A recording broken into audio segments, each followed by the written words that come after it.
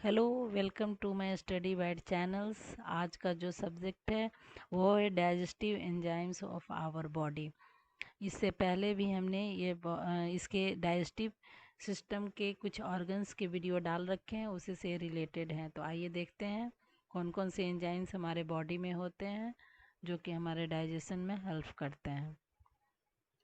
तो पहला इसका काम, डाइजेस्टिव एंजाइम्स का काम है कि एंजाइम्स जो है सो एक बायो कैटलिस्ट है जो कि ब्रेक करता है लार्ज ऑर्गेनिक कंपाउंड को स्मॉलेस्ट उसके यूनिट में, ताकि वो हमारे बॉडी में अच्छी तरह से एब्जॉर्ब हो सके और एब्जॉर्बसन के बाद बॉडी उसको यूज़ कर सके, क्योंकि सिंपलेस्ट फॉर्म को ही हम लोग यूज़ करते हैं।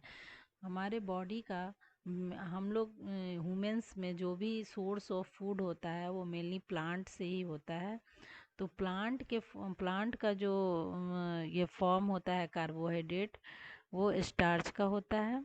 और प्रोटीन जो है सो मेनी अमाइनो एसिड्स के बने होते हैं। और फैट जो है सो फैटी एसिड्स और लिपिड्स के बने होते हैं। तो यही लास्ट प्रोडक्ट बनता है आफ्टर डाइजेशन। अब जो हमारी सोर्स ऑफ एंजाइम है वो है, सबसे पहले हम लोग का डाइजेशन शुरू होता है बक्कल कैविटी से। जैसे ही हम लोग खाना लेते हैं तो बक्कल कैविटी से में 3 सलाइवरी ग्लैंड्स होते हैं। एक होते हैं पैरोटिड, और दूसरा है सबलिंगुअल और सब मैंडिबुलर। तो ये पैरोटिड ग्लैंड से ही एंजाइम्स की सिक्रीशंस होती है, और अन्य जो 2 ग्लैंड है उनसे केवल सिक्रीशन जो हमारे खाना को ये म्यूकस दे करके थोड़ा सा ऐसा बनाता है कि जिससे उसके ट्रांसपोर्ट में हेल्प हो सके। और जो पैरोटिड ग्लैंड से जो एंजाइम्स निकलता है उसको एमाइलेज बोलते हैं, जो कि कार्बोहाइड्रेट पे एक्शन करके उसका पार्शियल डाइजेशन करता है। तो स्टार्च जो है वो खाना के रूप में हम लोग लिए, और उसका पार्शियल डाइजेशन के बाद वो मोनोसेक्राइड्स या डाइसेक्राइड्स में वो टूट जाते हैं। अब देखते हैं इसके बाद आगे और से अब कैसे इसकी डाइजेशन होती है। अब नेक्स्ट जो हमारा ऑर्गन है वो स्टोमक। खाना जो सलाइवरी ग्लैंड ये ग्लैंड के डाइजेशन के बाद, बकल कैविटी के बाद ऑसोफेगस से होते हुए स्टोमक में आ जाता है।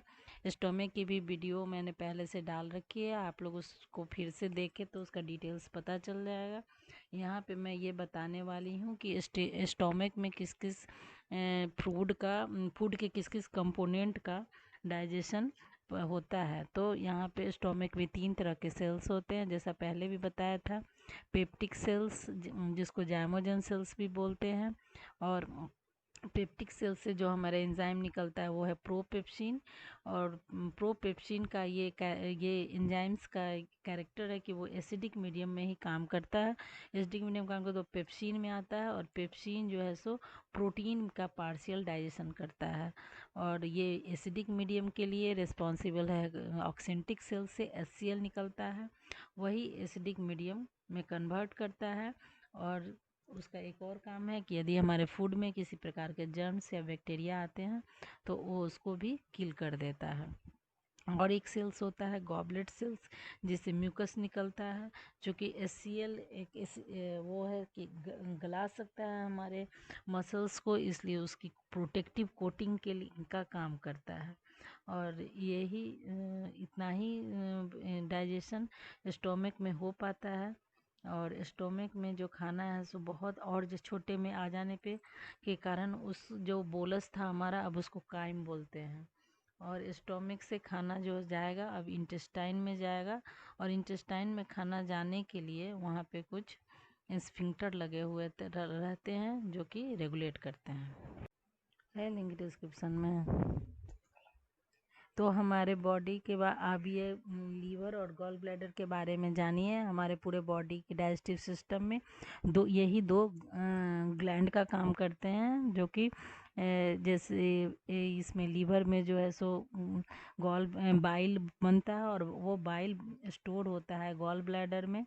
और गॉल ब्लैडर से वो इसमें हिपैटो पेनक्रिएटिक कॉमन डक्ट से पेनक्रियाज भी अपना एंजाइम्स और लीवर अपने बाइल को डुओडेनम में सिक्रीट करता है, जहाँ पर बाइल का और फंक्शन शुरू होता है।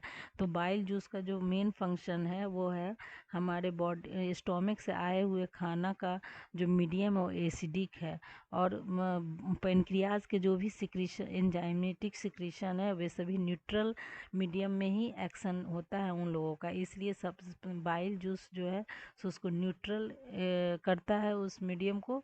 इसमें उस में और बाइल जो है सो हम अभी तक फैट का डाइजेशन कहीं भी शुरू नहीं हुआ है, तो फर्स्ट ऑफ ऑल फैट का जो बड़ा बड़ा साइज होता है उसको छोटे छोटे साइज में बदलता है, और बदलने के बाद ही उस पर एंजाइमेटिक एक्शन होता है, इसलिए इस प्रोसेस को इमल्सिफिकेशन ऑफ फैट्स बोलते हैं।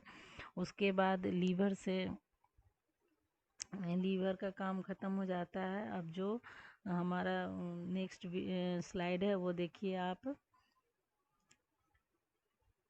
पेनक्रियाज का, जो कि पहले से मैंने लिंक डिस्क्रिप्शन में इसमें देखेंगे आप, जो उस समय मैं इसके एक्सोक्राइन और इंडोक्राइन दोनों ही प्रॉपर्टी को बताया है। तो अभी हम एक्सोक्राइन प्रॉपर्टी को फिर से थोड़ा एक बार रिवाइज कर लेते हैं, क्योंकि इसकी जो सिक्रीशंस होते हैं वो काफ़ी डाइजेशन में हेल्प करना होता है। तो इसमें जो हमारे सिक्रीशंस एंजाइमेटिक एंजाइम्स हैं वो तीन तरह के होते हैं। प्रोटियोलाइटिक यानी कि वो प्रोटीन को तोड़ेगा, तो प्रोटीन को तो पार्शियल डाइजेशन स्टोमक में ऑलरेडी स्टार्ट हो चुका है, इसको और भी छोटे से स्मॉलेस्ट फॉर्म यानी कि एमाइनो एसिड्स में बदलना है इसे। तो इसके लिए जो एंजाइम रिस्पॉन्सिबल है वो इंटेरोकाइनेज है, जो कि ट्रिप्सिन को एक्टिवेट करता है, और ट्रिप्सिनोजेन है वो भी ट्रिप्सिन को एक्टिवेट करता है। कीमोट्रिप्सिन है, और इंडो पेप्टाइडेज है। इंडो पेप्टाइडेज मतलब एमाइनो एसिड्स, दो एमाइनो एसिड्स पेप्टाइड बॉन्ड से ही जुड़ते हैं, और उसी जुड़ने के कारण जब वो चेन बनता है तो उससे वो प्रोटीन बनता है। तो उस चेन को तोड़ने का काम के लिए यह एक पार्टिकुलर एंजाइम है कि जो पेप्टाइड बॉन्ड को तोड़ देगा। पेप्टाइड बॉन्ड टूटने के बाद वो एमाइनो एसिड्स में बदल जाता है। हमारा जो ये शुरू हो रहा है वो है कार्बोहाइड्रेट का डाइजेशन। तो कार्बोहाइड्रेट के डाइजेशन के लिए यहाँ पे 4 एंजाइम है। तो एक बात याद रखिएगा आप लोग कि जो भी इसको सबस्ट्रेट यानी जिस पे एंजाइम एक्शन करता है उसके लास्ट में एज आता है, यानी कि वो इसको डाइजेस्ट करता है। जैसे यहाँ पे है एमाइलेज,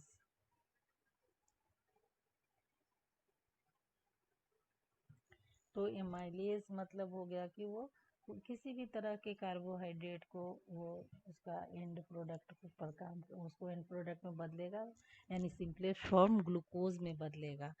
और उसके बाद है माल्टेज, तो यानी माल्टेज को माल्टोज पे एक्शन लेगा, उसको ग्लूकोज में बदलेगा। लैक्टोज तो लैक्टोज को तोड़ेगा। सुक्रेज तो सुक्रोज को तोड़ेगा। यदि सबका एंड प्रोडक्ट हो जाएगा कार्बोहाइड्रेट का glucose. Glucose is the end product. उसके बाद जो है एक और एंजाइम होता है न्यूक्लिक एसिड को तोड़ने के लिए, जो कि है न्यूक्लियेज। तो न्यूक्लिक एसिड इस तरह से हमारे बॉडी का ऑलमोस्ट डाइजेशन यहाँ पेनक्रियाज में आकर के ख़त्म हो गया, और अब हमारे जो भी खाना बचा हुआ है वो अब डिओडनम के बाद स्मॉल इंटेस्टाइन की जो इलियम है वहाँ जाएगा, और उसके बाद इलियम में जो है सो जो भी बचा एब्जॉर्प्शन जो भी बचा हुआ एंजाइम है ये खाना है वहाँ भी कुछ डाइजेशन हो पाता है। जो हमारे स्मॉल इंटेस्टाइन से भी कुछ एंजाइम सिक्रीशन होते हैं, और इस तरह से वहाँ पे जा कर के कंप्लीट फूड का डाइजेशन हो जाता है, और उसको वहाँ पे एब्जॉर्ब हो जाता है। Thank you, and subscribe my channel if you like, share and comment.